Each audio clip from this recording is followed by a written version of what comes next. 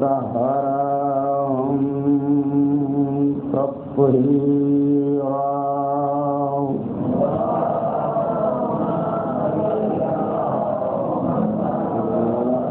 الدائمة الباقية على قاتلهم وغاصبي حقوقهم ومنكري فضائلهم وأعدائهم إلى يوم الدين. أما بعد فقد قال الله الحكيم في كتابه الكريم وهو أصدق القائلين وقوله الحق. بسم الله الرحمن الرحيم. ومن يتول الله ورسوله والذين آمنوا فإن حزب الله هم الغالبون. صلاة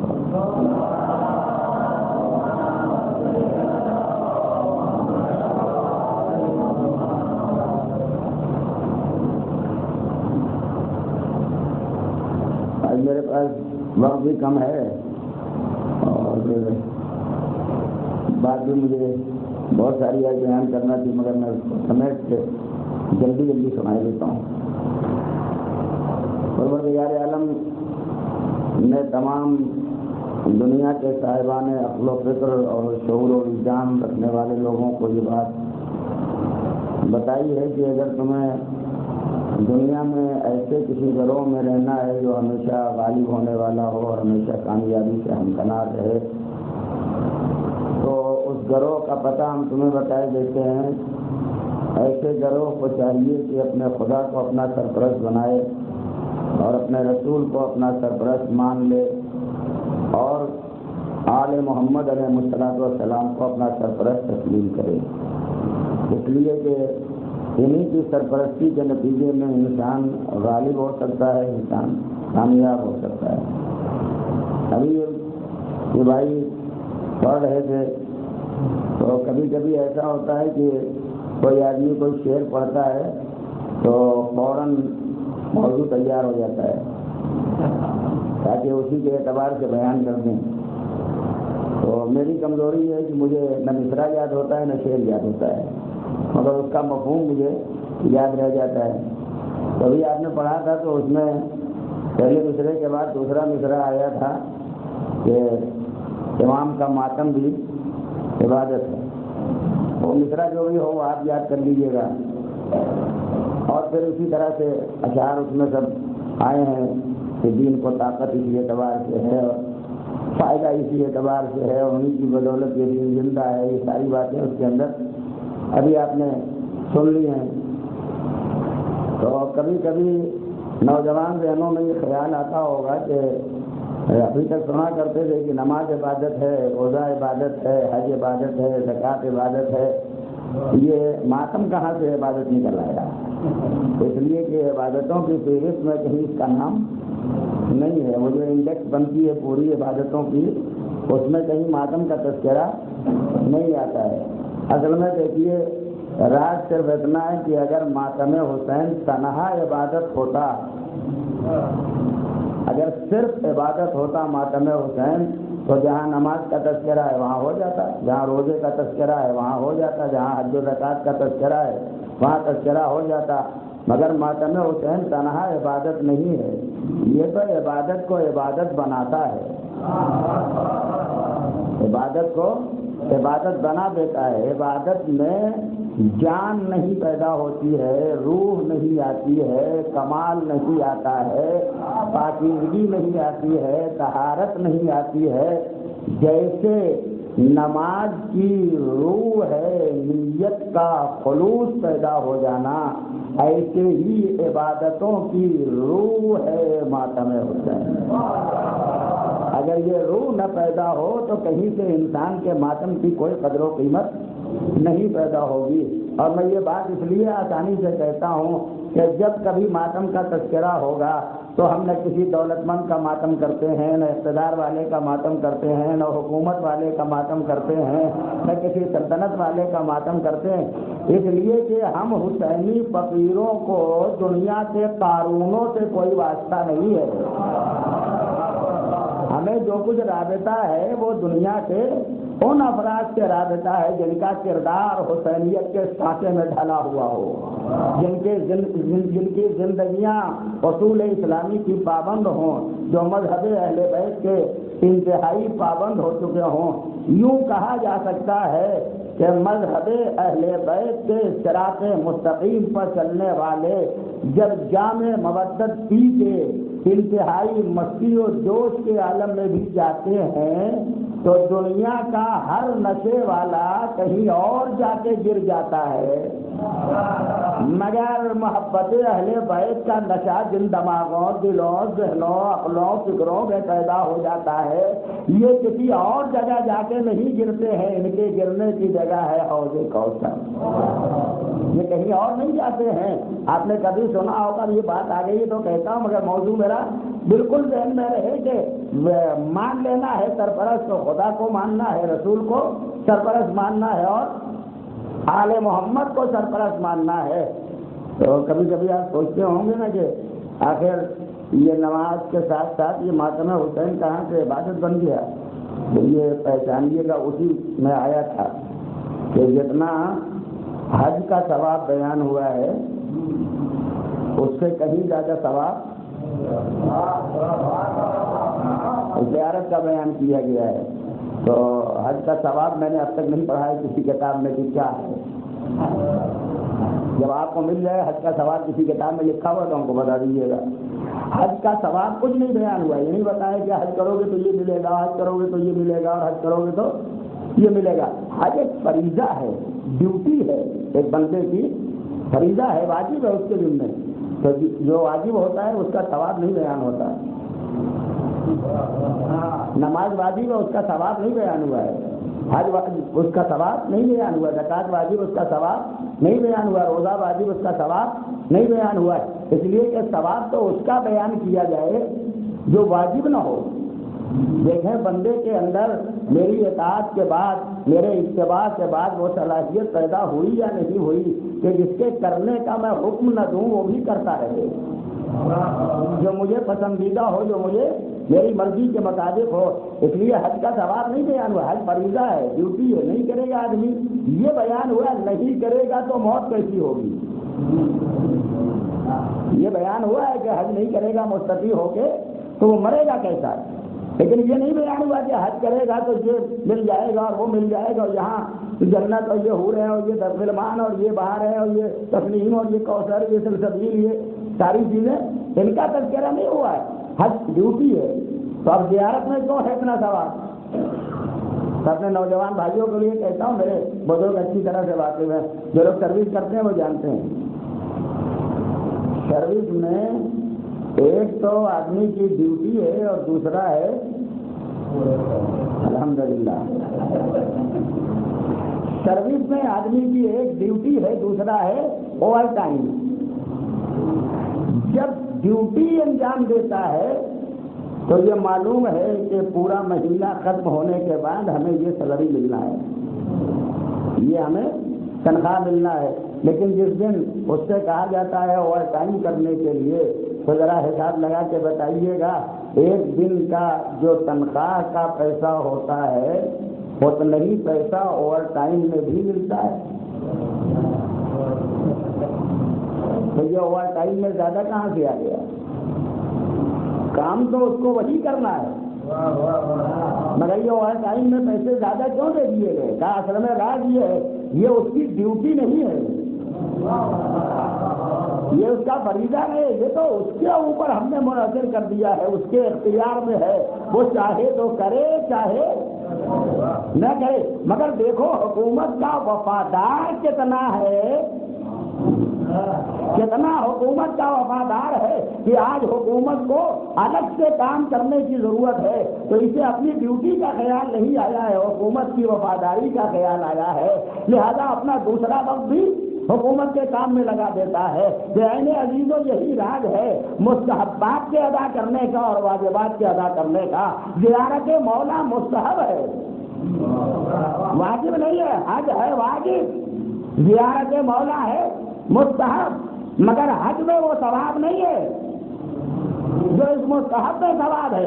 ایک حج کرو، ایک زیارت 5 زیارت کے لیے جاؤ، 10 حج کا ثواب، 20 حج کا ثواب، 50 حج کا ثواب، 70 حج کا ثواب، 100 حج کا ثواب، 1000 حج کا ثواب۔ ارے ایک زیارت میں 1000 حج کا ثواب کا یہی تو تم نے پہچانا نہیں؟ یہ بندے کے ایمان کا امتحان پروردگار لے رہا ہے کہ میری حکومت میں ہے تو دیکھوں تنہا یہ ڈیوٹی کرتا ہے یا میری حکومت کا وفادار بن کے مستحبات کو بھی انجام دیتا ہے۔ تو وہ اگر حسین کی عطا کی ہوئی حیات، نعمت، سرکار، ہدیہ اور تحفے میں زندگی انسان بسر کر رہا ہے تو حسین بھی امتحان لے رہے ہیں۔ میں نے جتنی نمازیں واجب کی ہے تنہا یہی پڑھ رہا ہے، جتنے روزے رکھے ہیں تنہا یہی رکھ رہا ہے، تنہا حج کو واجب کیا یہی کر رہا ہے، یا میرا وفادار بھی ہے؟ تو میں دفعہ جیسے ہی زیارت کے لیے گیا ادھر سے آواز آئی ایک زیارت 100 حج کے برابر، 1000 حج کے برابر، پروردگار اتنا ثواب دے دیا۔ کہا جب دنیا میں اوور ٹائم میں پیسے زیادہ مل رہے تھے تب نہیں کہا کہ حکومت والوں زیادہ کیوں دے رہے ہو؟ اتنا ہی دو جتنا ڈیلی ویج میں ملتا ہے، کیوں ہم کو دے رہے ہو اس سے زیادہ؟ یہ زیادہ دینا وہ بتاتا ہے یہ حق وفاداری ہے۔ یہ زیارت مولا مستحب ہونے کے ساتھ مولا کے ساتھ وفاداری کا حق ہے جو پروردگار دنیا کو ادا کر رہا ہے۔ تو واجب کرو گے اتنا ہی دیں گے، لیکن حسین کے وفادار رہو گے، زیارت ایک کرو گے 1000 حج کا ثواب ہم تمہیں ادا کرتے رہیں گے۔ ایک صلوات پڑھو گے محمد اور آل محمد۔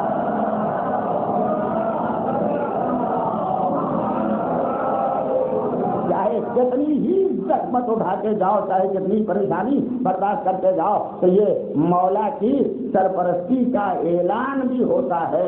ہم سب کریں گے، ساری زحمت برداشت کریں گے، مگر آپ کو فراموش نہیں کریں گے۔ جتنا ممکن ہو سکے گا جائیں گے، اور یقین جانو دنیا کی کوئی قوم نہیں جا سکتی ہے اس حدود مملکت حسینی میں کسی کا داخلہ نہیں ہو سکتا ہے۔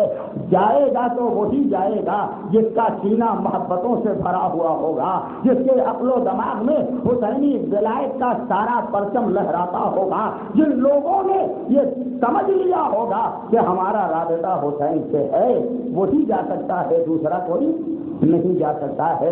اس لیے قوموں کی بات نہیں ہے، ملتوں کا مسئلہ نہیں ہے، مسلکوں کی بات نہیں ہے، ہر مسلکوں، ملتوں، قوموں، دنیا کے سارے لوگ جا رہے ہیں اس روضے کو دیکھنے کے لیے، زیارت کے لیے جائے۔ کون جائے گا؟ جس کا رابطہ ہو۔ دیکھیے بات کہیں سے ضائع مت جانے دیجیے گا، میں لایا اس سرپرستی تک۔ حسین کو جو سرپرست مانے گا وہی جائے گا۔ چاہے مولا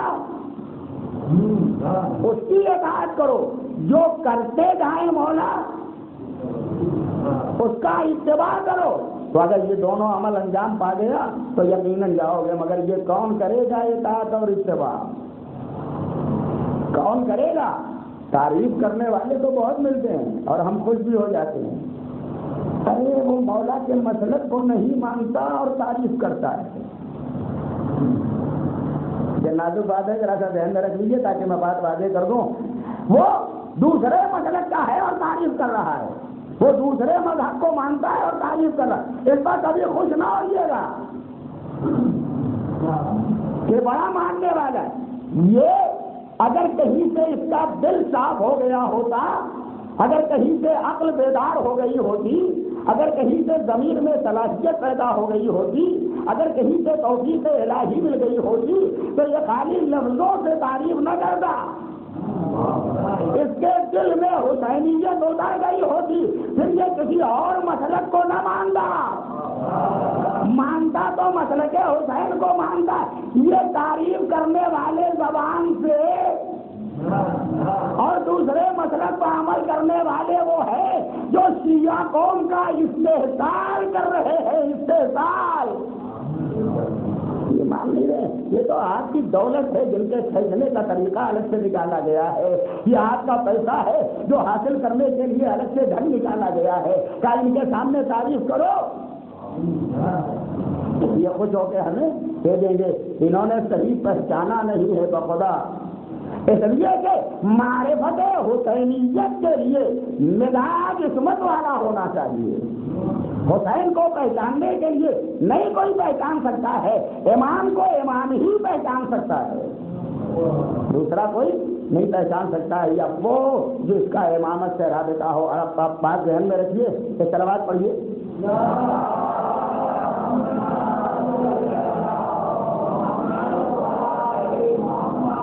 سرپرست وہ مانے گا جس کا رابطہ دل کی گہرائی سے ہوگا۔ اب پہچانو میرے اور آپ کے چھٹے امام جعفر صادق علیہ الصلوۃ والسلام،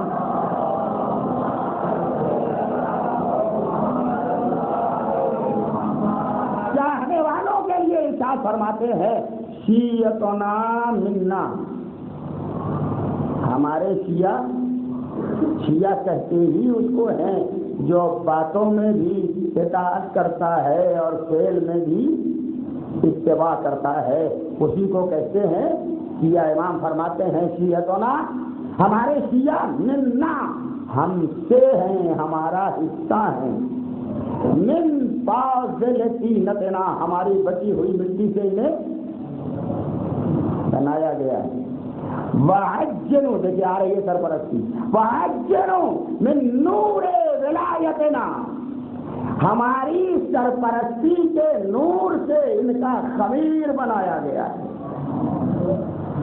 سرپرستی میں خود ایک نور ہے، اس سے خمیر بنایا گیا۔ اب دو سیکنڈ کے لیے سوچ لیجیے، کیا کہا تھا مولا نے؟ بچی ہوئی مٹی سے، بچا ہوا مال کس کو کہتے ہیں؟ یہاں روز مجلس سے پہلے کھانا بنتا تھا نا، تو کبھی بچتا تھا کہ نہیں؟ میں اس لیے نہیں پوچھ رہا ہوں کہ معلوم کروں، بچتا تھا نا، تو کیسے بچ جاتا تھا؟ بچنے کی دو ہی صورت ہے، یا تو جتنا اندازہ ہے اس سے زیادہ پکاؤ تاکہ بچے، یا اندازے میں غلطی ہو جائے تب بچے گا۔ اندازے میں غلطی ہو تو بچ جائے گا، اندازے سے زیادہ پکایا جائے تب بچے گا۔ جب اندازے سے زیادہ پکایا جائے گا بچے گا، تو اس کا مطلب یہ کہ پہلے سے بچانے کا ارادہ، اور جب اندازے میں غلطی ہو گئی بچا، تو اس کا مطلب یہ اتفاق سے بچ گیا، ورنہ بتایا تو تھا اسی اعتبار سے۔ اب پیدا کرنا کام ہے خدا کا۔ معصوم نے فرمایا کہ ہماری بچی مٹی سے، یہ مٹی بچی کیسے؟ پیدا کرنا کام ہے خدا کا، اور فاضل طینت سے بنایا چاہنے والوں کو خدایا تو ہی بتا دے، یہ طینت بچی کیسے؟ تیرا اندازہ غلط ہو گیا، خدا کا اندازہ غلط ہو گیا۔ اندازہ دنیا والوں کا غلط ہوتا ہے، خدا کا اندازہ، اس نے قرآن میں اعلان کیا انا خلقنا کل شیء بقدر، ہم نے دنیا کی ساری چیزوں کو پیدا کیا ہے اندازے پر، تو اندازہ اس کا غلط نہیں ہوتا۔ اب بچا کیسے؟ دوسرا راستہ یاد ہے نا، پہلے سے ارادہ رہا ہو، بچانے کا ارادہ رہا ہو تب بچا ہوگا۔ میں اسی لیے دنیا والوں سے کہتا ہوں، ہو سکتا ہے تم یوں ہی پیدا ہو گئے ہو، میری مطلب یہ ہے نا، ہو سکتا ہے تم اندازے کی غلطی پر بنے ہو، مگر آل محمد کا چاہنے والا خدا نے پہلے سے سوچ سمجھ کے رکھا تھا، طینت آل محمد کو بچا کے رکھو، اس لیے کہ ابھی کسی اور کو پیدا کرنا ہے تو مزاج اعتدال و عدالت پروردگار پر تلی ہوئی قوم کا نام ہے آل محمد کے چاہنے والے. دنیا کے لوگ ادھر ادھر سے آئے ہوں گے تو بچ جائے، جو بچا ہوا ہوتا ہے وہ حصہ ہوتا ہے نا. اب دیکھیے آپ کے مزے کی چیز آتی ہے، بچا ہوا حصہ ہے نا، یہ نیچے زمین پڑی ہوئی ہے نا، تو اس میں سے ایک ڈھیلا اٹھائیے ذرا، چھوٹا سا ایک ڈھیلا اٹھا لیجیے. یہ ڈھیلا حصہ ہے یا کل ہے؟ حصہ ہے نا، حصہ ہے یہ ڈھیلا. کل کا کیا ہے؟ وہ زمین. اچھا اس ڈھیلے کو ذرا پھینکیے اوپر، ڈھیلا ذرا اوپر پھینک دیجیے، اس کو پھینک دیا، چلا جا رہا. کب تک جائے گا؟ جب تک میرے ہاتھ کی طاقت کام کرتی رہے گی وہ ڈھیلا اوپر جاتا رہے گا. اور جیسے ہی ہاتھ کی طاقت نے جواب دیا آپ کہاں جائے گا؟ آسمان پر. کہاں کا جہاں سے اٹھایا تھا اسی مرکز کی طرف آئے گا. اس کا مطلب یہ ہے کہ حصے کا کمال یہ ہوتا ہے کہ اگر کوئی اسے دور کر دے تو جب تک دور کرنے والی طاقت کام کرے گی تب تک رہے گا دور، اور جب وہ طاقت جواب دے جائے گی تب لوٹے گا اپنے عقل کی طرف. اب یہ لفظ کہتا ہوں، یہ تو پوری کائنات میں بکھرے ہوئے آل محمد کے چاہنے والے شیعہ اہل بیت دکھائی دے رہے ہیں. کوئی امریکہ میں، کوئی جاپان میں، کوئی یو کے میں، کوئی جرمنی میں، ساری دنیا میں پھیلے ہوئے دکھائی دے رہے ہیں. یہ کون لوگ ہیں؟ یہ سب آل محمد کے چاہنے والے. یہ یہاں کیسے چلے آئے؟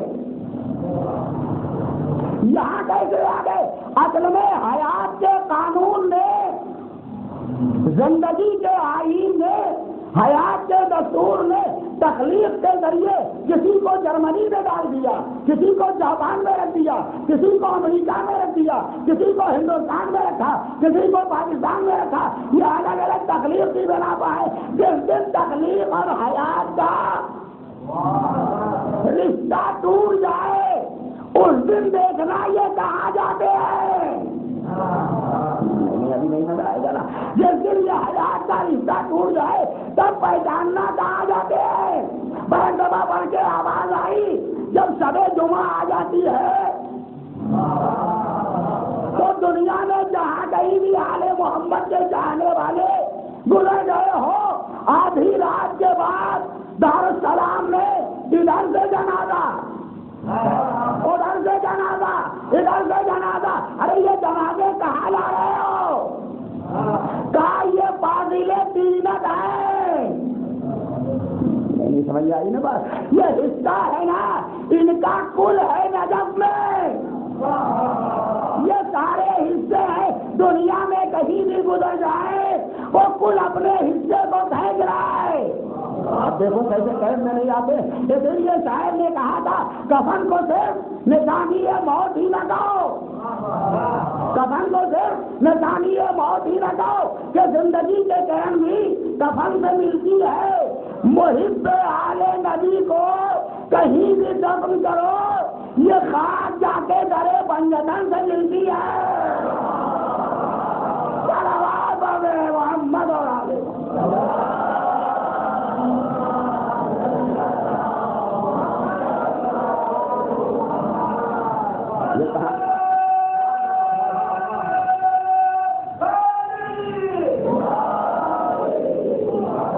وہاں تک پہنچی ہے، اس لیے کہ اس کو وہاں لے گئی تو دیکھا تھا حیات میں تو یہاں تھے وہاں تھے، مگر جیسے ہی حیات کا حصہ ٹوٹا اصل کی طرف یہ سب جانے لگے. پہنچتے چلے جا رہے ہیں. کہیے اب ایک لفظ کہہ دوں، کسی کے کہیں دفن ہونے کو مت دیکھو، کہیں کسی کے دفن ہونے کو مت دیکھو. یہ نہ دیکھو کہاں دفن کیا گیا،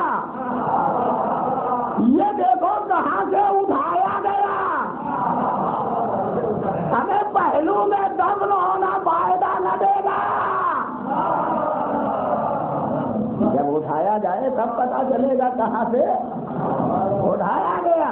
تو کر لو دفن، جس کا جہاں دل چاہے دفن کر دے. اب یہ میں اپنی بات نہیں کہہ رہا، امام مالک نے اپنی کتاب میں لکھا ہے. امام مالک وقت کے امام جن کے ذریعے مالکی فرقہ چلتا ہے وہ لکھتے ہیں مت یہ دیکھو کہ کون کہاں دفن ہوا،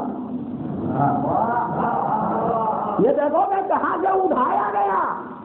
تو ہمیں کوئی فکر نہیں ہے کہ ہمیں اس صحرا میں دفن کر دیا گیا، اس جنگل میں دفن کر دیا گیا، اس زمین پر دفن کر دیا گیا. ہمیں تو یہ فکر ہے کہ نور اگر حصہ ہے تو ہم سیدھے وہاں پہنچا دیے جائیں گے جہاں سے ہمارا سربراہ اٹھایا جائے گا، وہیں سے ہمیں بھی اٹھایا جائے گا. صلوات پڑھے محمد اور آل محمد.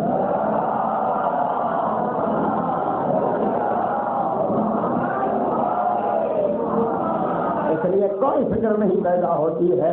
کہیں دفن ہونے سے تھوڑی کوئی بہت بڑا کام ہو جاتا ہے. لاؤ پہلو میں دفن کر دیں، لاؤ یہاں قریب میں دفن کر دیں، لاؤ یہاں ملا دیں. قسم ہے ہم نے دیکھ لیا ہے ہم نے. جن میں صلاحیت ہوتی ہے وہی فائدہ قبول کرتے ہیں، جن میں صلاحیت نہ ہو فائدہ نہیں قبول کرتے. آب نیسان پروردگار عالم جھل برستا رہتا ہے، آب زلال آسمان کی بلندیوں سے آتا رہتا ہے، مگر یہ کتنے پتھروں کو کوئی فائدہ ملتا ہے؟ یہ جو بالکل پتھریلے علاقے پڑے ہوئے ہیں ان کو کوئی فائدہ ملتا ہے؟ نہیں، انہیں کوئی فائدہ نہیں ملتا ہے. ہاں زمین صالح ہو، بہترین زمین ہو تو اسے فائدہ ملتا ہے. تو ہمیں پتھروں تم پر بھی تو آب زلال برسا تھا، خدا کی بارش آسمان سے تمہارے اوپر بھی تو ہوئی تھی، تمہیں تو نہیں فائدہ ملا. اصل میں ہم کتنے گھڑے تھے تو ہمیں کیا فائدہ ملتا؟ فائدہ تو اسے ملتا ہے جس میں صلاحیت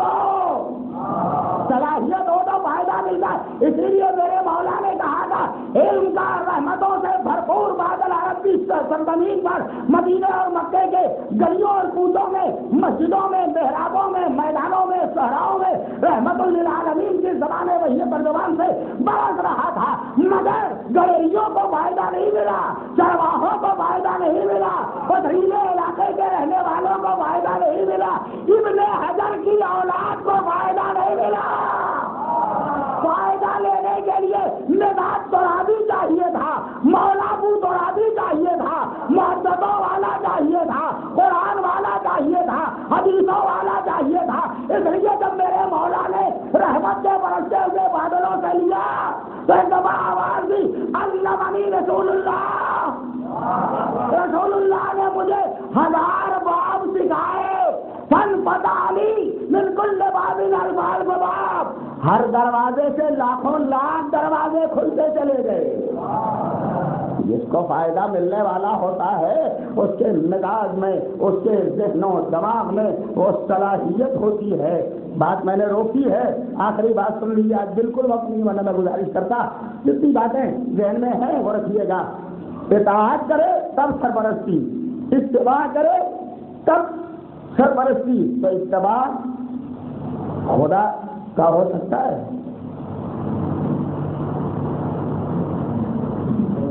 خدا کا فعل کسی نے دیکھا ہے؟ تو اتباع خدا کا تو ہو نہیں سکتا. پورے قرآن میں پڑھ کے مجھے بتائیے یا کہیں اتباع کے لیے خدا کے لیے نہیں کہا ہے کہ میرا اتباع کرو.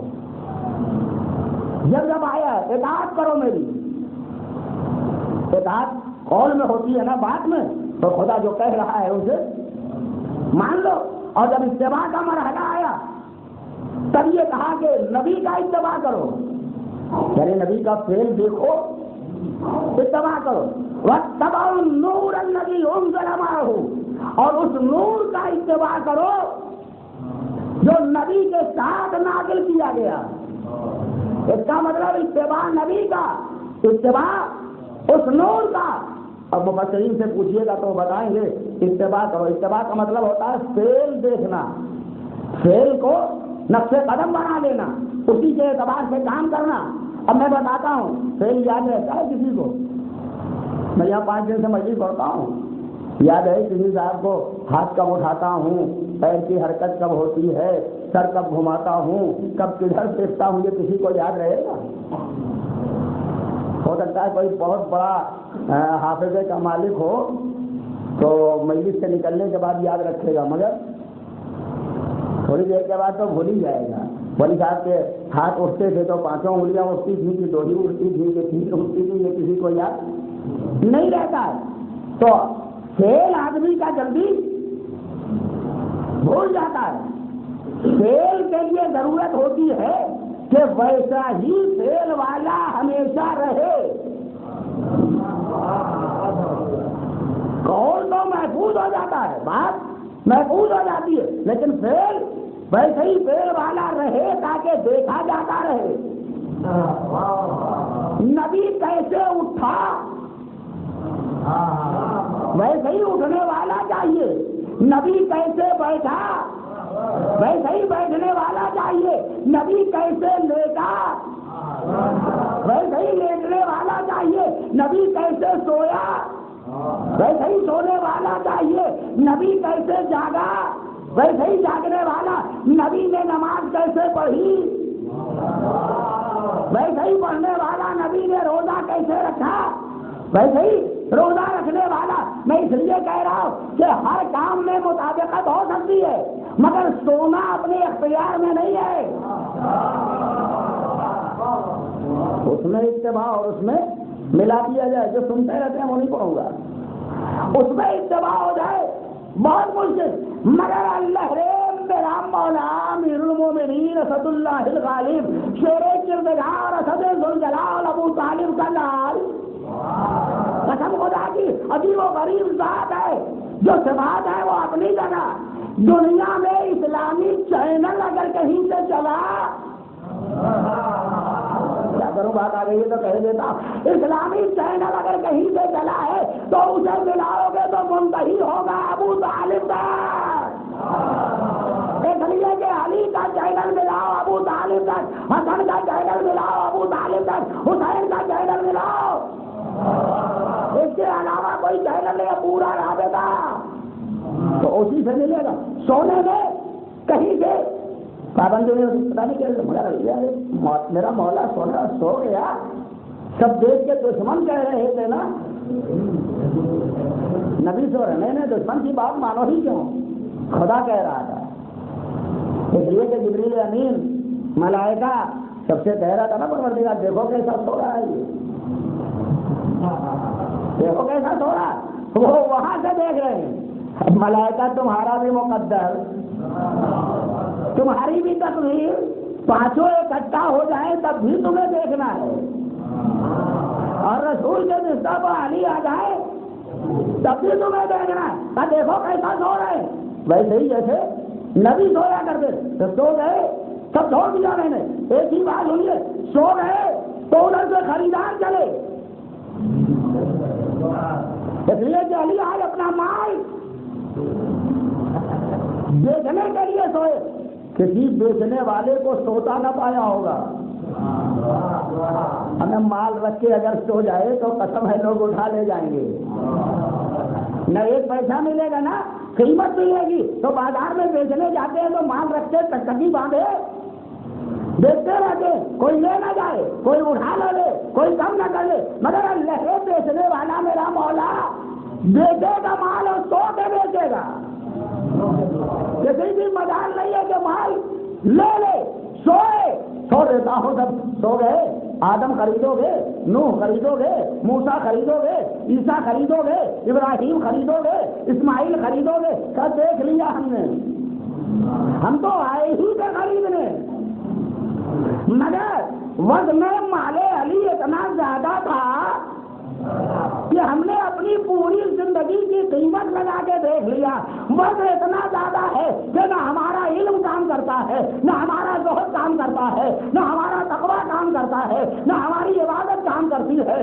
نہ ہمارا اتقاء کام کرتا ہے، نہ ہماری خلت کام کرتی ہے، اور جب سب خریدنے میں پیچھے رہ گئے تو جوان نبی آگے بڑھا، میرا پیغمبر پروردگار میں خرید لوں، کہاں خریدو، لگاؤ قیمت، مگر اتنا یاد رکھنا میں بھی ہوں خریداروں میں،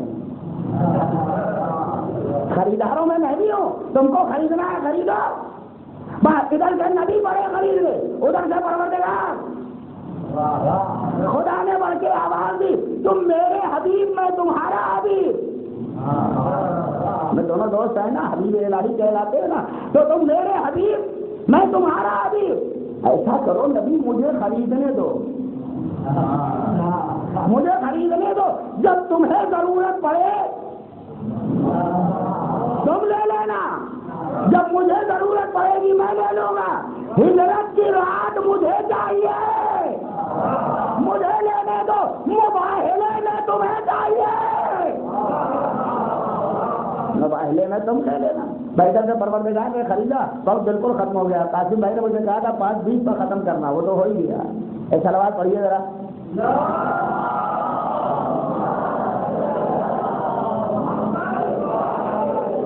خیر اگر مولا کی باتیں سننے میں 2-4 منٹ زیادہ ہو جائے تو مجھے معاف کر دیجیے گا۔ مجھے خرید لے لو، خریدا، نفس راتوں رات بک گیا۔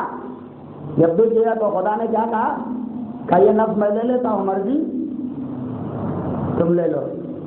ہجرت کی رات سودا ہوا نا، بکا ہوا مال کس کا ہوتا ہے؟ ارے بتائیے، تجارت تو آپ لوگ کرتے ہی رہتے ہیں، میں تھوڑی تجارت کرتا ہوں۔ مال جو بک جائے وہ کس کا ہے؟ خریدار کا۔ قیمت بیچنے والے کی۔ مال ہے نفس علی، قیمت ہے مرضی خدا۔ دیکھو کیسے ذہن سے ہو جاتی ہے بات، بالکل ذہن میں رکھ لیجیے گا۔ مال نفس علی، قیمت رضا خدا۔ نفس علی بکا، کہاں گیا؟ خدا کے پاس۔ رضا خدا ہے قیمت، کہاں آئی؟ علی کے پاس۔ اسی لیے میں کہتا ہوں ہجرت کی رات سے پہلے جس کو تمہیں خدا سے راضی کرانا ہو، ہجرت کی رات سے پہلے جتنا چاہو کہہ لو، اللہ راضی ہو جائے، اللہ راضی ہو جائے، اللہ راضی ہو جائے، اللہ راضی ہو جائے۔ ہجرت کی رات سے پہلے راضی کرا لو، مگر خدا نے ہجرت کی رات رضا علی کو دے دی۔ اب جب علی کو رضا دے دی، جب تک علی راضی نہ ہو خدا بھی راضی نہ ہوگا۔ اب مت جانا رضی اللہ عنہ۔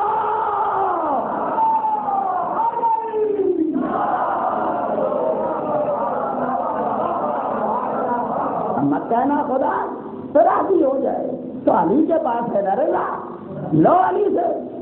اور یہی وجہ ہے جب نفس علی نے بیچ دیا تو جتنی جنگیں کی جاتی ہیں وہ نفس سے کی جاتی ہیں، لڑائیاں نفس سے ہوتی ہیں، لڑائیاں سب نفس سے کی جاتی ہے۔ اور جب نفس سے کی ہجرت کی رات سے پہلے کوئی لڑائی اسلامی بتاؤ، جتنی لڑائیاں ہیں سب مدینے میں۔ اب جب جنگوں میں علی اترتے تھے کوٹ پہن کے، ذرا پہن کے، اسلحے لے، نہیں ایک ہی اسلحہ تھا میرے مولا کا، وہی ہے، وہ بھی وہی والی۔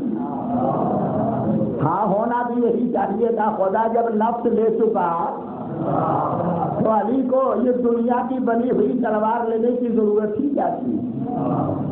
آئے اترتے تھے ایک باریک سا لباس پہنے، اترے مولا، اتنا بڑا بہادر، اتنا بڑا سجا، آپ کے مقابلے میں آپ ذرا تو پہن لیجیے، اسلحے تو لے لیجیے، سر پر خوف تو رکھ لیجیے۔ کیا کروں رکھ کے، کیا کروں گا رکھ کے؟ میرا ہوتا نام،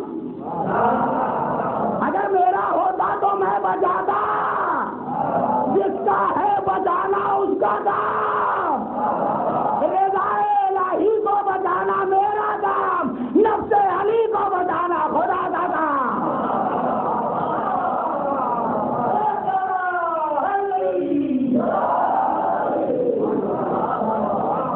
علی کو ضرورت نہیں تھی تھا، تھوڑا سا لباس پہنو چلے جاؤ، چلے جاتے تھے، چھوڑ دیا میں نے۔ یہ بالکل مرحلہ اطاعت ہے۔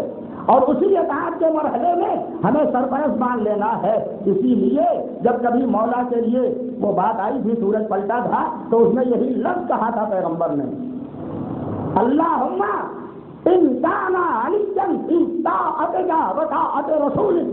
پروردگار یہ علی تیری اطاعت میں تھے، یہ علی رسول کی اطاعت میں تھے، فرض بالشمس، تو سورج کو لوٹا دے،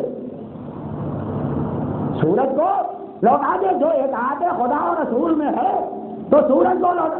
پلٹا، سورج پلٹنے لگا. ہمیں مغرب میں جانے والے سورج چھپ جا. کہا کیسے چھپ جاؤ؟ میں نکلتا ہوں مرضی سے. میں نے قسم خدا کی ضائع مت جانے دینا. میں نکلتا ہوں مرضی سے، ڈوبتا ہوں مرضی سے. مرضی ہجرت کی رات خدا دے دوں گا. اب نکلوں گا بھی تو مرضی علی سے، ڈوبوں گا تو مرضی علی سے. صلوات پڑھے محمد اور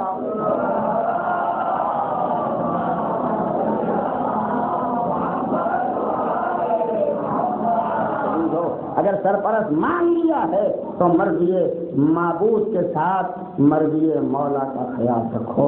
اور جب یہ مرضی مولا کا خیال رہے گا تب پہچانو گے کہ کربلا میں جانے والوں نے حسین کو کیسے سرپرست مانا تھا، کیسے سرپرست مانا تھا. میں آج تذکرہ کروں ان دو چھوٹے چھوٹے بچوں کا جنہیں میری شہزادی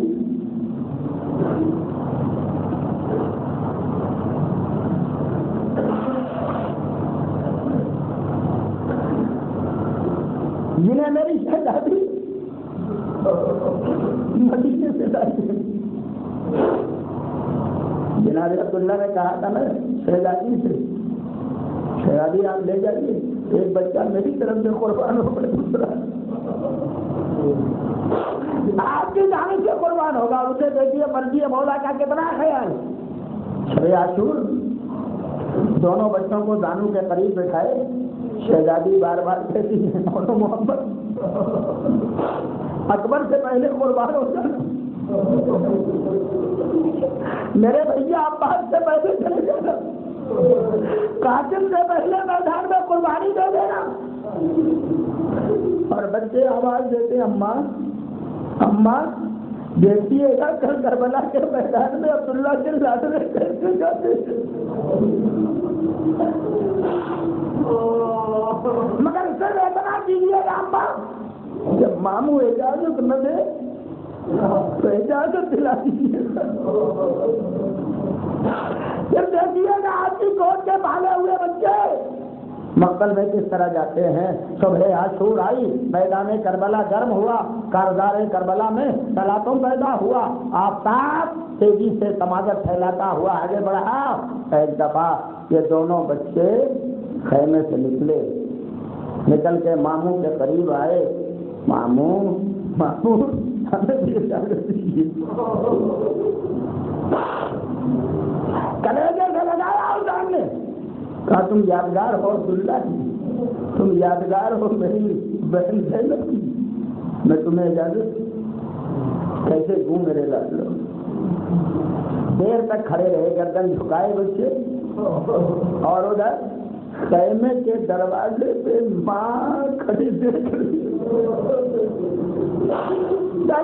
گھاٹی نے آواز دی میرے لاڈلو بہت دیر ہو گئی، ابھی مقتل میں نہیں گئے. بچے بھائی گئے، لگے خیمہ پہ آئے. اماں ماموں اجازت نہیں دیتے، ماموں اجازت نہیں دیتے. بخدا جو بات میں کہتا ہوں اسے دھیان میں رکھو. دنیا میں نہ کوئی بھائی ایسا محبت کرنے والا ملا ہوگا، نہ ایسی بہن کوئی محبت کرنے والی ملی ہوگی جیسی حسین کو، حسین سے زینب کو محبت تھی اور حسین کو زینب سے محبت تھی. بھائی بہن دونوں ایک دوسرے سے محبت کرنے والے. پہلی دفعہ زینب سر سے پیر تک چادر میں لپٹی ہوئی خیمے کے دروازے سے باہر آئی. ابھی حسین نے آتے ہوئے دیکھا تھا، تصور شرط ہے میرے جوانوں، میرے بچوں، میری ماں، میری بہنوں، میری بیٹیوں، میرے بزرگوں، تصور شرط ہے دو بچے ماموں کے قریب کھڑے ہوئے، ماں سر سے بیٹھ کر چادر میں لپٹی ہوئی خیمے کے دروازے سے نکلی ہے۔ ادھر زینب کو آتے ہوئے حسین نے دیکھا، ادھر اپنے خیمے کے دروازے سے حسین چلے۔ آج میری بہن قریب پہنچی، کیسے چلی آئی؟ میری اماں کی یادگار آپ کیسے آ گئی؟ کہا بھیا کیا میرے بچے قابل نہیں، اس لائق نہیں ہے میرے بچے کے مقبل میں جا سکے؟ بھیا بھیا یہ عبداللہ کے لاڈلے ہیں بھیا، کائنات کے عظیم ترین بہادر کا نام ہے عبداللہ۔ کہا ہاں ہاں بہن میں پہچانتا ہوں، مگر اجازت دوں تو نہیں دے، جب ان بچوں کو دیکھتا ہوں عبداللہ یاد آ جاتے ہیں، اور جب عبداللہ یاد آ جاتے ہیں آنکھوں کے آنسو نہیں روک پاتا ہوں۔ زینب نے آواز دی مگر بھیا ان بچوں کو مکتب میں جانے دو، کیا آپ چاہتے ہیں کہ جب میری اماں سے ملاقات ہو تو شہزادی آواز دے زینب تمہیں حسین کا خیال نہیں آیا؟ اپنے بچوں کو بچا لیا اور حسین شہید ہو گئے۔ بس ابھی جو ختم کرتا ہوں، تو تین فقرے سنو۔ مجبور و بے کس میرے مولا نے اجازت دی، دونوں بچوں کو سوار کیا مگر عجب انداز سے، ننھے امامے سر پہ رکھ دیے، چھوٹی چھوٹی ہوائیں لگا دی، چھوٹی چھوٹی تلواریں نیام میں رکھ دی۔ جاؤ میرے لاڈلو جاؤ میرے بچوں جاؤ۔ اب جو یہ دو شہسوار چلے مقتل میں آئے، دیر تک لڑتے رہے، لڑتے لڑتے دشمنوں کی فوج سے جب آواز آئی جب تک یہ دونوں بچے ساتھ لڑتے رہیں گے کوئی انہیں گھوڑے سے نیچے نہیں لا سکے گا، ایسی ترکیب کرو کہ دونوں بچے الگ الگ ہو جائے۔ فوج نے ایک دفعہ ٹوٹ کے حملہ کیا، اور ایک جانب گئے، محمد دوسری جانب گئے، بس جیسے ہی دونوں بچے الگ ہوئے ایک دفعہ فوج آدھا نے حملہ کیا، سب سے پہلے بڑا بھائی زمین پہ آنے لگا، آواز دی بھیا بھیا خدا اتنے تو چھوٹا بھائی زمین پہ آیا، میرے آقا۔ حسین نے بچوں کی آواز سنی، چلا میرا آقا۔ دونوں بچوں کا جنازہ کیسے اٹھایا مجھے نہیں معلوم، کس لیے کہ ناتما میرا آقا، لاشوں کا اٹھانے والا میرا آقا، کیسے دونوں بچوں کی لاش اٹھا کے لایا یہ مجھے نہیں پتا، مگر ایک دفعہ گنجے شہیدہ یا پشتے خیمہ پہ لا کے دونوں بچوں کا لاشا رکھ دیا۔ سن سکو تو سنو اور میری باؤں، کبھی اگر تصور کرتا ہے رات کی تاریکی میں اندھیرے میں بستر پر لیٹ کے سوچنا تب تمہیں آنسو نہیں رک سکے، یہ میں تم سے کہتا ہوں۔ میں دبا آ کے حسین نے آواز دی خیمے کے قریب، شہزادی دونوں بچے آ گئے، ماں کے کلیجے سے پوچھو زینب کا حال کیا ہوگا۔ بیتبا آواز دی، دونوں بچے آ گئے، شہزادی خیمے کے دروازے پہ آئی، بھیا میرے لاڈلے؟ ہاں زینب، اور محمد آ گئے، اور محمد آ گئے۔ عمل سن لو، اسے راشد الخیری نے بھی اپنی کتاب میں لکھا ہے، وہ لکھتے ہیں کہ جیسے ہی حسین کے یہ آواز سنی زینب نے، سر سے پیر تک چادر میں لپٹی ہوئی شہزادی خیمے سے باہر آئی، دو میتیں رکھی ہوئی ہیں پشت خیمہ پر، آنو محمد کا لاشا پشت خیمہ پر رکھا ہوا، شہزادی نکل کے آئی، دونوں مردوں کی میت کے درمیان میں شہزادی بیٹھ گئی، شہزادی بیٹھ گئی، ایک ہاتھ اور کی میت پہ رکھا، دوسرا ہاتھ محمد کے لاشے میں رکھا، رکھ کے زبان زینب نے آواز دی، اے